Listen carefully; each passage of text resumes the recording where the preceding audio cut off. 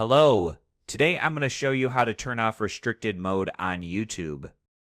Restricted mode is a feature that filters out potentially mature or inappropriate content. Sometimes it stays on even when you don't need it, which can block videos you want to watch. Turning it off only takes a few clicks. Let's get started. In the top right corner of Google Chrome, click the three-dot menu.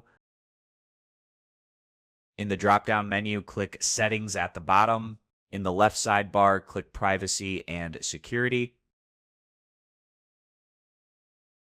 On this page, scroll down and click Security.